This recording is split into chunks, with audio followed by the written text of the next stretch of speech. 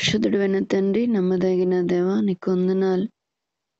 అత్యధికమైన కృపను బట్టి ఉదయ కాలంలో ఇట్లాగా నీ పాదాలను ఆశ్రయించగలుగుటకు మీరు మాకు కృపనిచ్చినారు. కృపగా కలవటానికి సహాయపడినారు నాయన. అందుని బట్టి నేను స్తుతించి ఆరాధిస్తా ఉన్నాను తండ్రి. మరి మాకు మంచి సమయం ఇవ్వండి దయగలిగిన తండ్రి. మరి ఈ సమయంలో గ్రూప్ని కొనసాగింపజేసుకుంటూ ఉండగా మీరు మాకు సహాయపడుతురండి తండ్రి. ఆయన ఆరంభం నుండి చివరి వరకు నీ అధికారం నుంచి నడిపించండి. మరి ప్రతి చోట కూడా మీ ఆత్మ సహనం దయచేయండి ఆయన. పాట ద్వారా మాతో మాట్లాడండి. మా యొక్క అంతరంగాన్ని ఎరిగిన దేవుడు సరిచేయండి.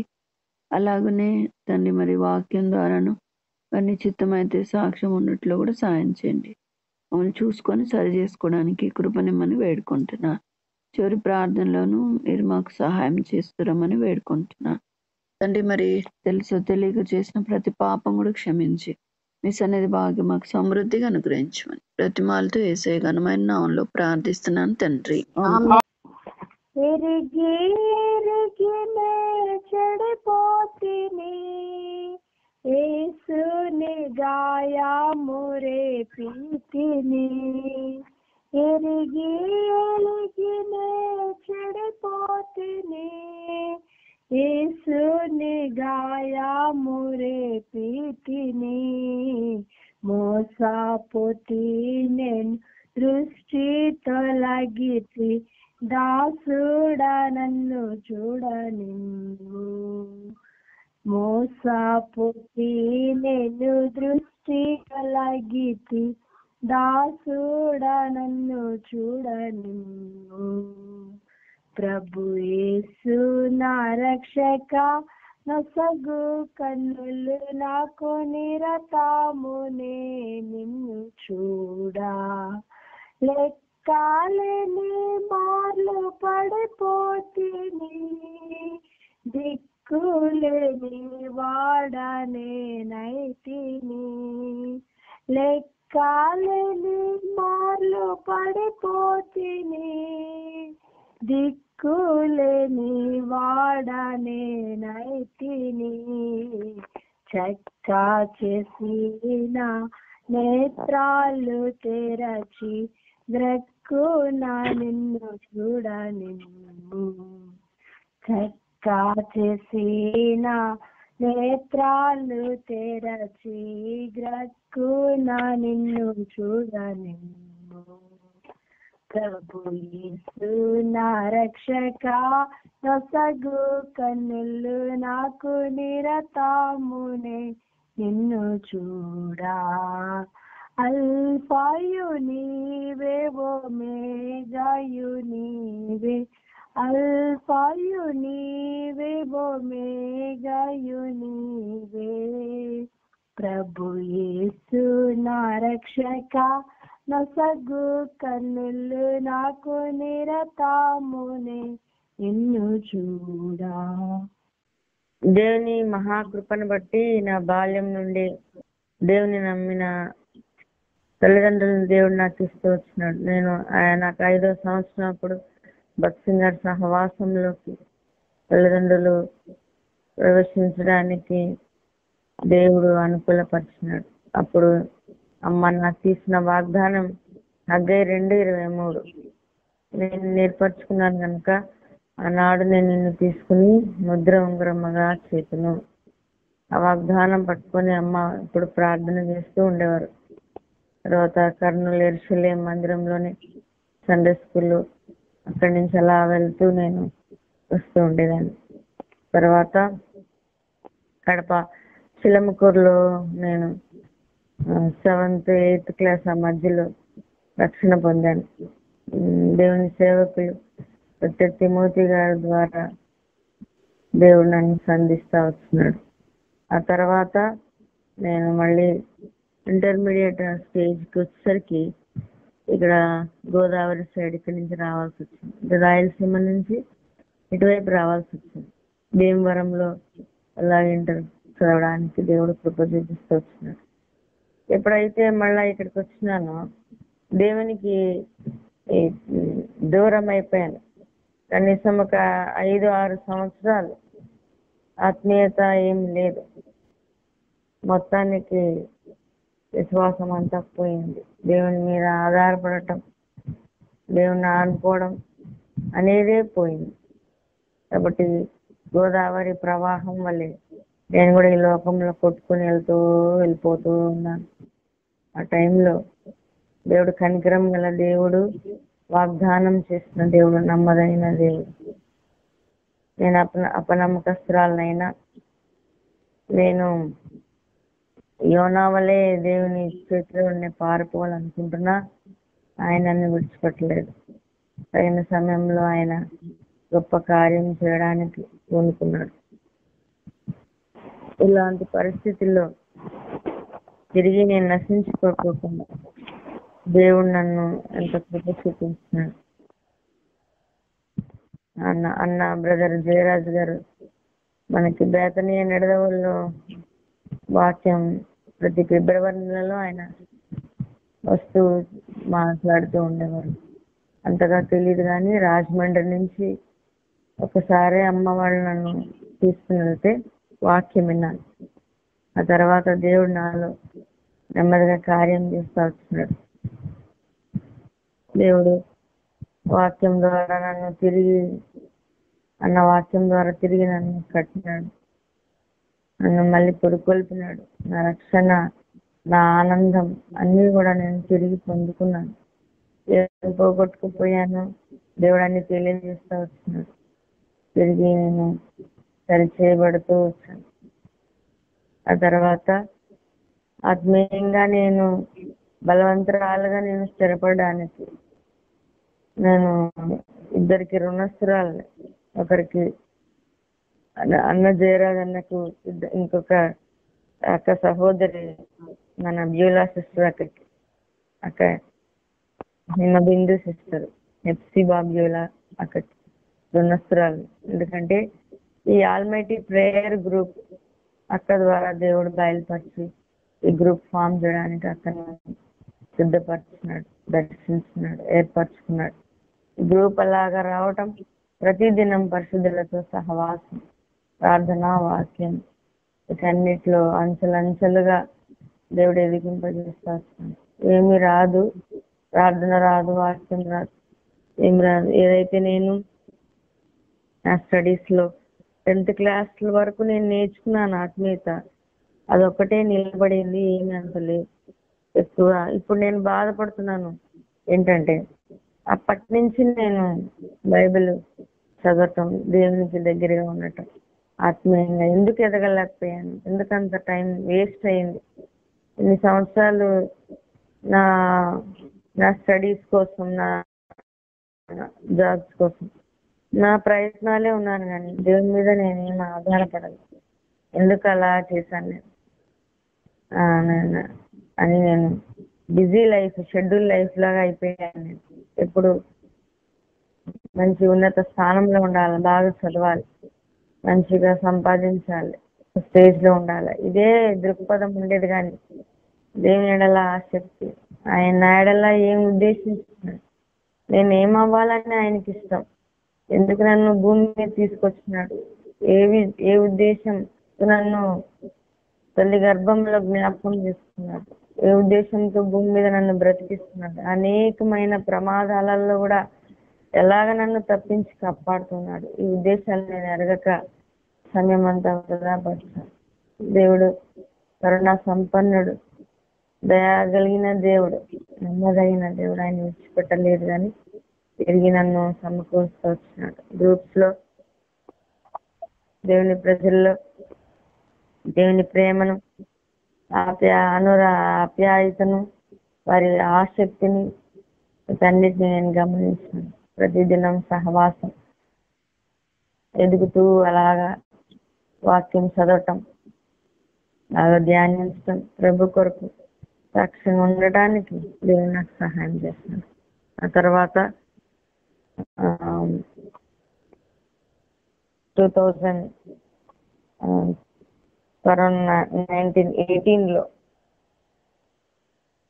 18లో నాకు ఆర్థరైటిస్ వచ్చినప్పుడు దేవుడు తన వాగ్దానం ఇచ్చినాడు, నేను నిన్ను బాగు చేస్తాను, ప్రభా ఏంటి వాగ్దానం ఇలా వచ్చింది, నాకు ఏమైనా అనారోగ్యం వస్తుందా, ఏ వాగ్దానం వచ్చిందని ఆ దినం నుంచి నాకు టెన్షన్ గా ఉండేది. నిజంగానే నాకు బలహీనపరచబడ్డాను. ఆర్థరైటిస్ రావటం, అసలు నడవలేని పరిస్థితి.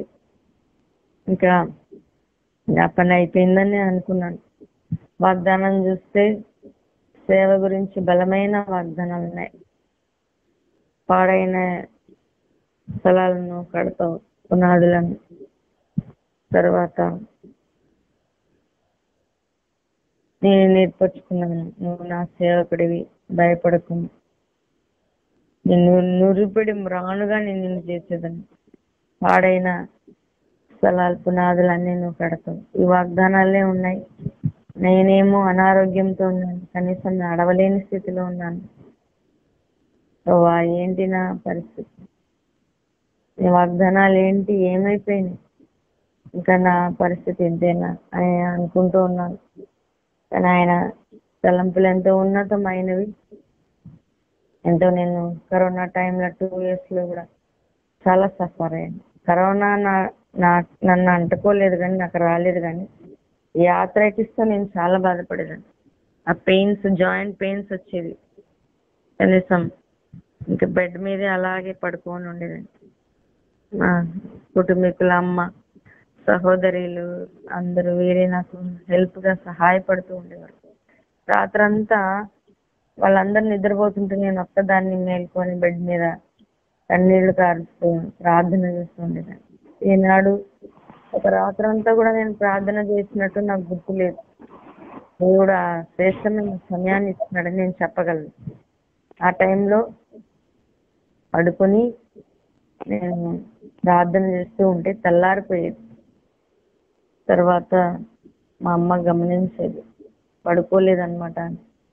అంత ఆనందం. ఆ నొప్పులు నాకు తెలిసేవి కాదు. అలాగా దేవుడు నన్ను ఆ టైంలో అంతట్లో నన్ను ఆ రీతిగా పోషిస్తూ వచ్చేవాడు. కాలం కంటిన్యూగా ఉండే పెయిన్స్, నైట్ అంతా కూడా అలా ప్రార్థన చేయడం అనేది అభ్యాసం చేస్తున్నాడు, నేర్పించినాడు. ఆ తర్వాత దేవుడు నెమ్మదిగా నాకు స్వస్థత ఇస్తూ వచ్చినాడు. నేను నడవగలిగిన పరిస్థితి కొంచెం కల్పిస్తూ వచ్చినాడు. అలా అలా ఉండగా పోయిన సంవత్సరం కూడా కొంచెం ఇబ్బందిగానే ఉంది. కానీ ఈ సంవత్సరం కూడా దేవుడు English medicine, ayurvedic medicine, homeopathy అన్ని కూడా టచ్ చేశాను. కానీ ఏది నాకు స్వస్థత నాకు ఏదో అనిపించట్లేదు. ఇంగ్లీష్ మందులు కూడా అవి నాకు ఎక్కువ సైడ్ ఎఫెక్ట్స్ కింద, మెడిసిన్ వేసుకుంటుంటే లోపల దడ కింద వచ్చేసేది. అసలు ఆందోళన కింద, గాబరా కింద ఉండేది. మళ్ళీ ఏసీలో పడుకుంటేనే కానీ క్లియర్ అయ్యేది కాదు. అంత బాధపడేది. దేవుడు ఈ బాధలు గుండా తీసుకుని వెళ్ళటం ఆయన చిత్తం, ఆయన సంకల్పం. ఎందుకంటే నేను ఇతరుల యొక్క బాధలు కూడా నేను గ్రహించగలగాలంటే ఈ సిచ్యువేషన్ కూడా వెళ్ళాలని ఆయన సంకల్పం ఉన్నది. ఆ రీతిగా నన్ను తీసుకుని వెళ్ళినాడు. ఈ సంవత్సరం కూడా నేను ఇంత మేలు చేసిన ఈ ప్రభువును, నా ప్రభువు నా పక్షాన ఉన్నాడు, చూస్తున్నాడు, నన్ను గమనిస్తున్నాడు, నేను ఎరగగలిగాను. అందుకని ప్రభా నువ్వు ఉన్నావు, సజీవుడవు, నన్ను ఎన్నో పరిస్థితుల నుంచి తీసుకుని వచ్చావు.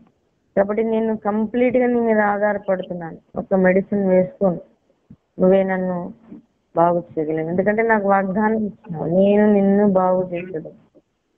ఆకాశం భూమి గతిస్తాయి కానీ నీ మాటలు గతించవు ప్రభా, నీ మాట సత్యం. కాబట్టి నేను నమ్ముతున్నాను. అని ఇప్పటి వరకు వేసుకోలేదు, 2 months అవుతుంది. దేవుడు తన ఉచితమైన కృపను బట్టి బాగానే ఉంది. చెప్పాలంటే చలికాలం ఎక్కువగా సిక్ అయిపోయి నిప్పులు వచ్చేస్తాయి. ఆయన కృప నాడలా ఉంది కనుక నేను ఉదయకాలం ఇలాగ లేచి నీతో నేను సమయాన్ని గడిపే కృపనిచ్చిన. ఈ రీతిగా నన్ను దేవుడు తన పని కొరకే నియమించి వాడుకోవాలని ఆయన ఉద్దేశం. ముందున్న దినాలలో కూడా ప్రభు కొరకే నేను నిలబడి సాక్షిగా ఉండి ఆయన చిత్తాన్ని నేను నెరవేర్చి నేను నా జీవితాన్ని ముగించినట్లుగా మీరందరూ దయతో నన్ను ప్రార్థన చేయండి. దేవుని కొరకు నేను నిలబడి ముందుకు సాగునట్లుగా నన్ను జ్ఞాపకం చేసుకోనండి. నాకు ఒక కుమారుడు ప్రశాంత్ 7th క్లాస్ చదువుతున్నాడు.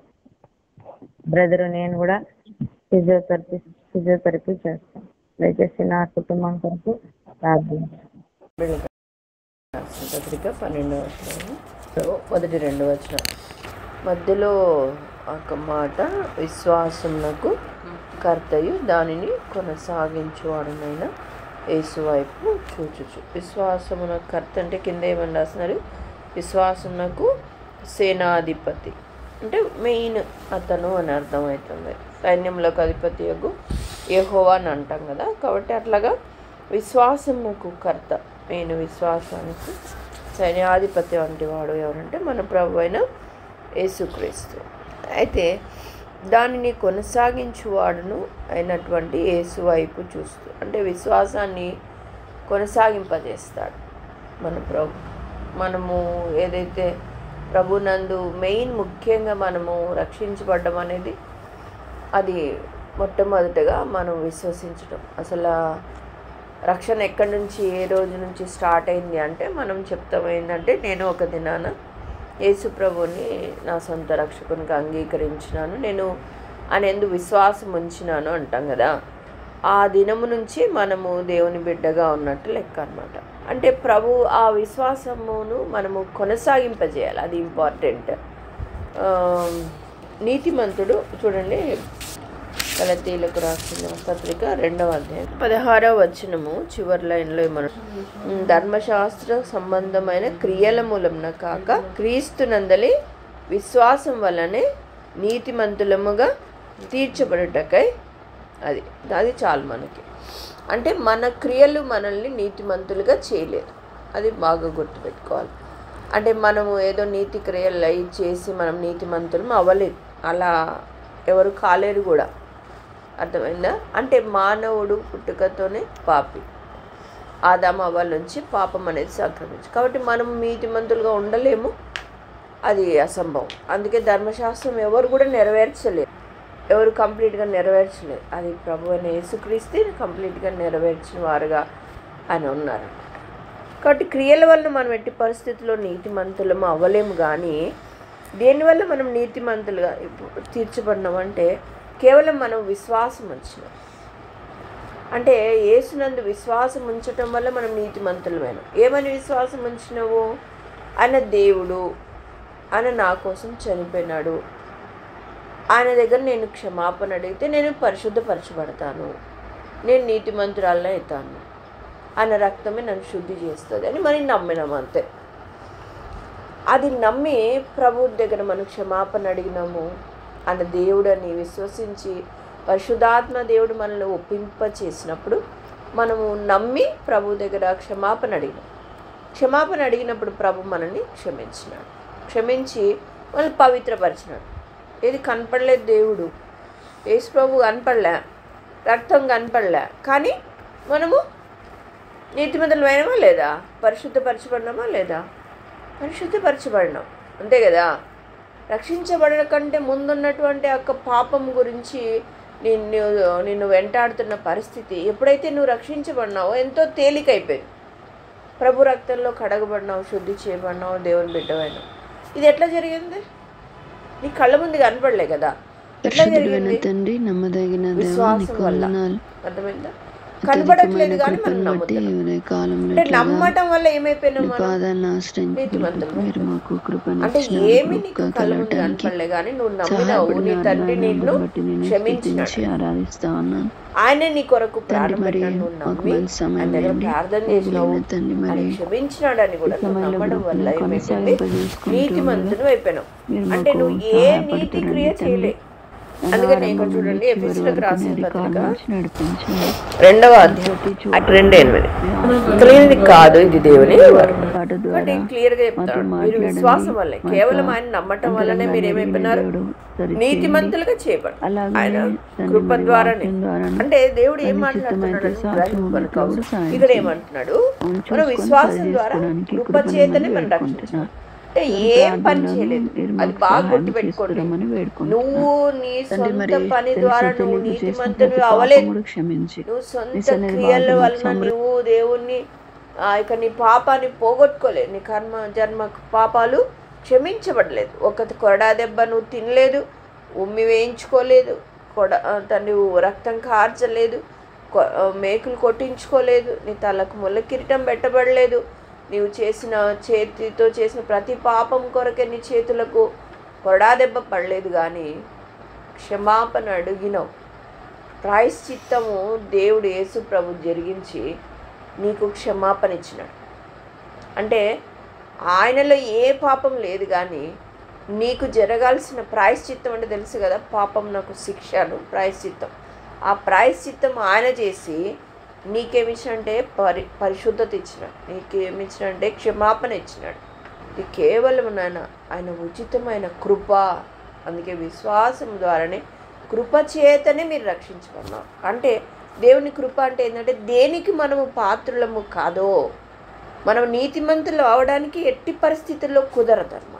అంటారు కదా, మన రక్తంలోనే ఉంది పాపం, దాన్ని తీసివేయడం అసాధ్యం.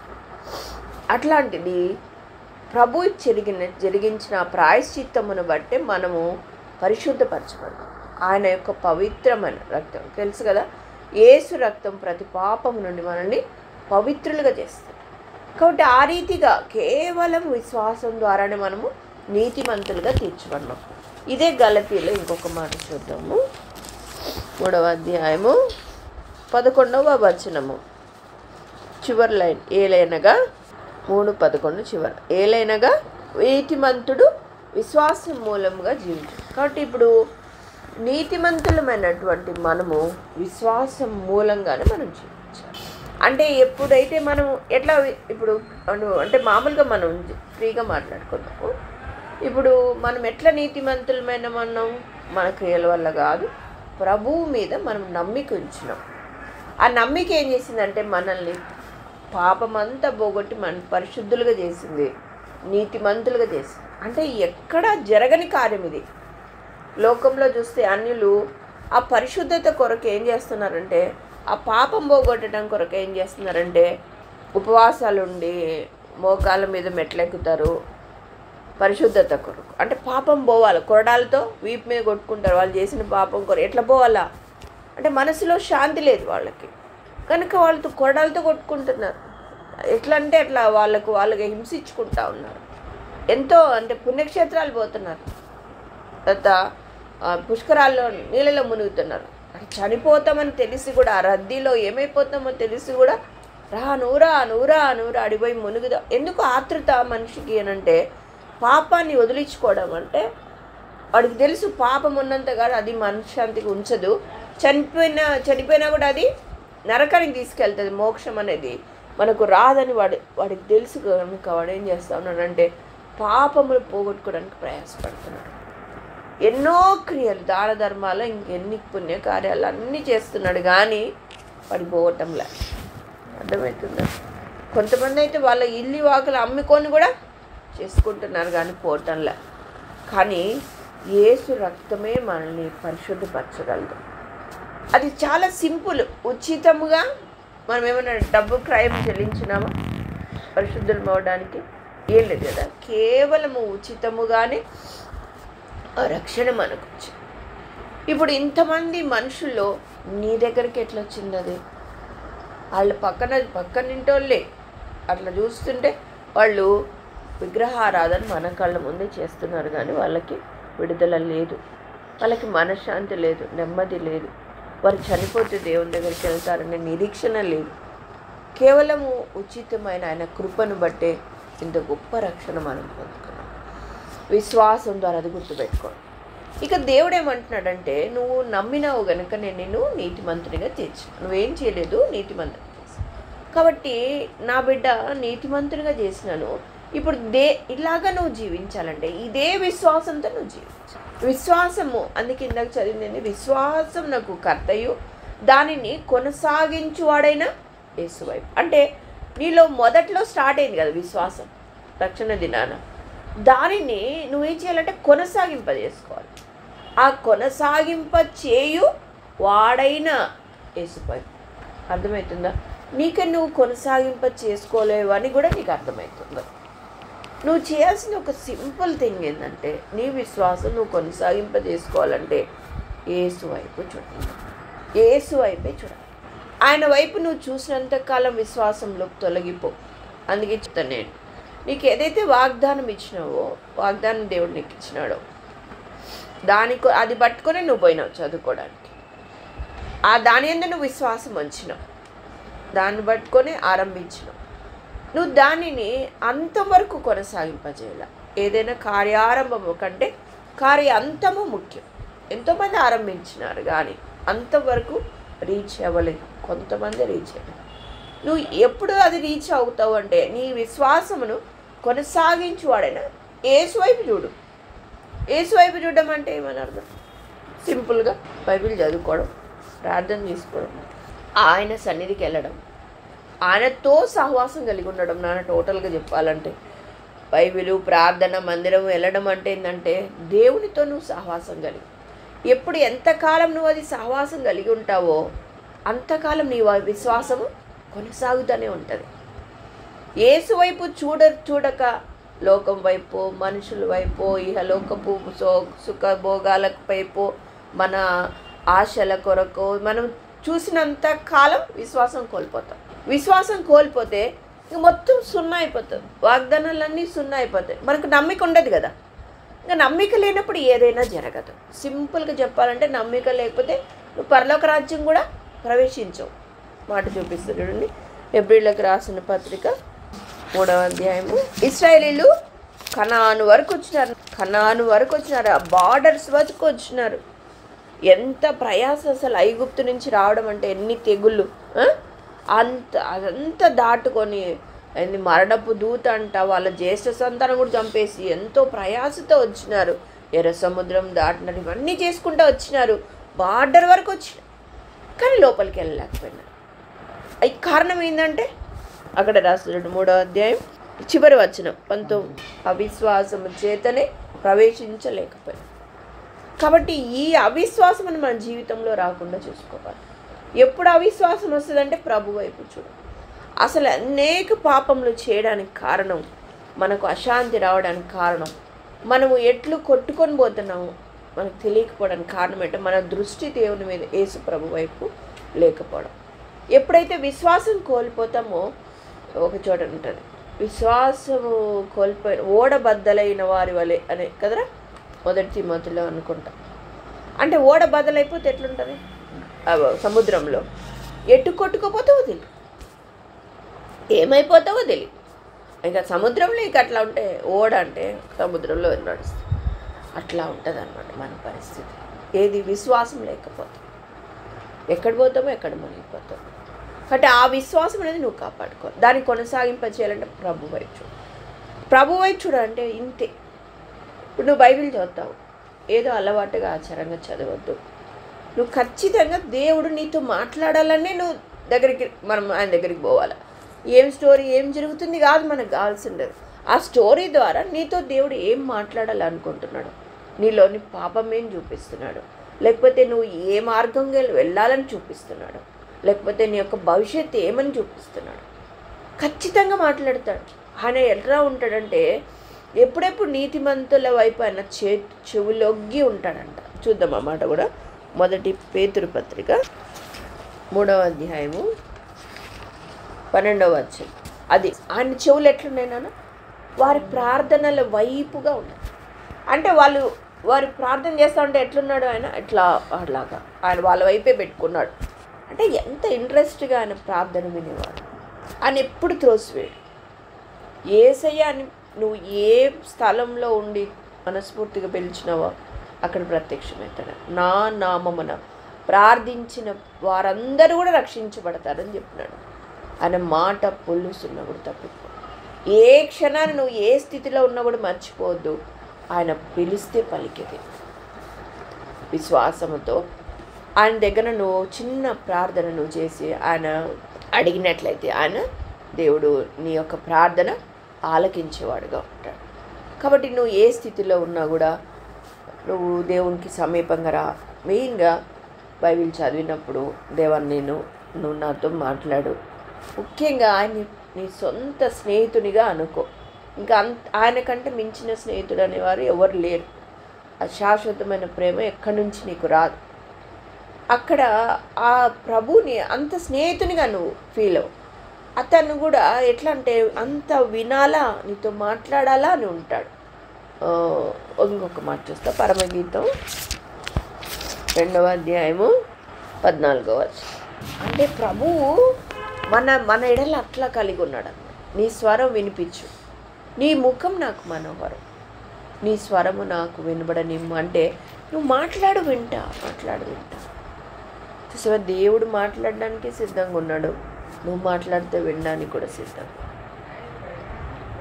కాబట్టి మనం ఏమాత్రం ఆధారపడకూడదు. కాబట్టి ఒక స్నేహితునిగా అనుకోవాలి. పొద్దున పూట ఒకరోజు నేను మామూలుగా లేవంగానే బైబిల్ చదువుకుంటా కదా, ఒకరోజు లేవంగానే బైబిల్ చదువుకోలేదు. టక్కున ఏదో టైం ఎంతైందని చూసుకుంటా, ఇంకా అట్లానే సెల్ ఫోన్లో అయిపోయింది టైం చూసుకుంటా. ఎంత పావు గంటని అట్లా సడన్గా నాకు టైం అయిపోతుంది కదా అని మళ్ళీ అది పక్కన పడేసి నేను బైబిల్ చదువుకున్నారు. అసలు నిజంగా రోజు ఉన్నంత బలము లేదు, శక్తి లేదు, ఎంతో భయము బెరుకు. ఆ రోజు అసలు ఆత్మీయంగా లేనే నేను. అయితే దేవుడు ఏంటి ప్రభా, చాలా పొరపాటైంది, క్షమించు ప్రభా, ఎందుకు ఇట్లా చూపిస్తా వచ్చినావు అట్లా అంటే నీకు అంటే నువ్వు బైబిల్ చదవడం ప్రార్థన చేయడం నీకు అలవాటు అయిపోయింది, దాంట్లో విజయం వచ్చేది నీకు అలవాటు అయిపోయింది. ఒకరోజు చదవకపోతే ఎంత నష్టం వస్తుంది నీకు తెలియాలి కదా. అట్లాగా దేవుడు చూపిస్తాడు. అవును ప్రభా, చాలామంది కూడా రాగానే ఫోన్ చూస్తారు. ఆ ఫోన్ చూడడం వల్ల ఆ శక్తి పోతుంది, ఆ ప్రభు ముఖదర్శనం పోతుంది, దానివల్ల గెలుపు పోతుంది. నువ్వు తర్వాత అయినా సెల్ ఫోన్ చూడొచ్చుకోవచ్చు. ఎప్పుడైతే నువ్వు లేవంగానే ఆయన ముఖదర్శనం చూసుకొని ఆయనతో మాట్లాడి ఆయన స్వరం నువ్వు విన్నట్లయితే, అర్థమవుతుందా, తర్వాత నువ్వు ఫోన్ చూసుకున్నా ఆయనతోటి ఈ సహవాసం ఏం చేస్తుందంటే దాన్ని కంట్రోల్ చేస్తుంది. అర్థమవుతుందా, నువ్వు తర్వాత నువ్వు వెళ్తున్న మార్గంలో ఏది కరెక్ట్ ఏది రాంగ్ నిన్ను అలా చేసి నిన్ను సెట్ చేస్తాను. కాబట్టి మొట్టమొదటి ఎట్టి పరిస్థితుల్లో మీ సెల్ ఫోన్ కూడా చూడొద్దు. బైబిల్ తీసుకొని చదువుకొని ప్రార్థన చేసుకో.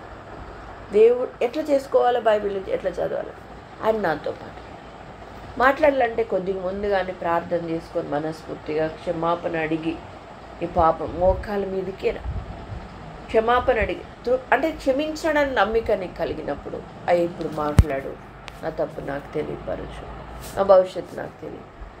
అట్లాగా నువ్వు చిన్న ప్రార్థన, చిన్న సామాన్యమైన విశ్వాసం చాలు ఆయన. అలాగా ఒక ఫ్రెండ్తో మాట్లాడినట్టుగా అలాగా చిన్న ప్రార్థన చేసుకొని ఎప్పుడైతే బైబిల్ తీసుకొని నువ్వు చదువుతావో అసలు తేటగా అర్థమవుతుంది. అవునా కదా, మీకు అనుభవమే కదా అప్పుడప్పుడు. కానీ ఎప్పుడైతే నీకు డైలీ ఉంటుందో డైలీ నీకు విజయమే. సాధన ఏం చేస్తాడంటే నువ్వు మొట్టమొదట ఆయన వైపు చూడకుండా చేస్తావు. అంటే వాడి అహమది యేసు ప్రభు వైపు వీళ్ళని చూడనీయకూడదు, ఆయనకి ఘనత రాయకూడదు, ఆయనకు ఆరాధన అనేది చెందకూడదు. అది ఫస్ట్ మనం దేవుని చూడకుండా ఫస్ట్ వాడికి సంబంధించి చూసినామంటే ఆరాధన వాడికి పోయినట్టు లెక్క. కాబట్టి మొట్టమొదటిగా ఆయన సన్నిధికి రండి, ప్రార్థన చేసుకోండి, ఇంకా ఆయనే నడిపించుకుంటాడు. ఇంకా ఆ వాక్యమే, ఆ ప్రార్థనే నిన్ను ఆ రోజు వాడి మీద విజయాన్ని ఇస్తాడు. ఏది నువ్వు తప్పు చేస్తున్నావు అనేది ప్రభు స్పష్టంగా నీకు తెలియపరిచేస్తాడు, స్పష్టంగా నీకు ముందుకు నడిపిస్తాడు. కాబట్టి ఈరోజు నేర్చుకున్నది 2 సంగతులు. ఒకటి ఏంటంటే మన విశ్వాసం నాకు కర్త, దాన్ని కొనసాగించేవాడు యేసు వైపు మనం చూడాలి. చూడకపోతే విశ్వాసం కొనసాగలేదు 100% షూర్గా. ఎన్ని వాగ్దానంతో నువ్వు పోయినావో అవన్నీ నువ్వు యేసు వైపు చూడకపోతే నీకు బ్లాంక్ అయిపోతుంది. ఇవన్నీ నెరవేరవని అవిశ్వాసం వచ్చేస్తుంది, నువ్వు కూలిపోతున్నట్టుగా ఉంటుంది. ఎంతో ఇంకా అది అన్నీ కూడా అవమానము, ఇంకా భయము, ఆందోళన అన్నీ సాతాను మొత్తం తీసుకొచ్చేస్తాడు. కాబట్టి సరి చేసుకుందాం. అప్పుడైనా నువ్వు యేసు వైపు చూస్తూ క్షమాపణ అడిగి సరి చేసుకొని మళ్ళీ ఆయన సహవాసం, ఆయన మందిరానికి వెళ్ళి వాక్యం చదువుకొని ప్రార్థన చేసుకొని మళ్ళీ దేవుడేమి సమకూరుస్తాడు. అది క్రియల వలన విశ్వాసం ఏమిదైతే ఉన్నానో స్థిరపరచబడ్డావు. క్రియలు లేకపోతే చచ్చిపోతావు. నువ్వు యేసు వైపు చూడకుండా నువ్వు విశ్వాసం కొనసాగాలంటే విశ్వాసం చనిపోతావు. కాబట్టి యేసు వైపు చూడాలి. అట్లాగా విశ్వాసం కలిగి ఉంటే నీ వాగ్దానాలు అన్నీ 100 పొల్లుస్తున్నా కూడా తప్పిపోకుండా నెరవేరుస్తారు. ఇట్లా ఆయన వైపు చూడడం అంటే ఈ 3 గుర్తుపెట్టుకోవాలి. ఆయన మందిరానికి రెగ్యులర్గా పోవాలి, బైబిల్ చదువుకోవాలి, ప్రేయర్ చేసుకోవాలి. అది కూడా ఆచారంగా కాదు, కానీ మనస్ఫూర్తిగా ఆయనతో లేచినామంటే పలానా మాట్లాడినాడు నా దేవుడు నాతో అన్న ఆ తృప్తి నీకు ఉండాలి. అప్పుడు విజయం పొందుతుంది. దేవుడి మాటలు దీవించునుగాక. ఆమేన్.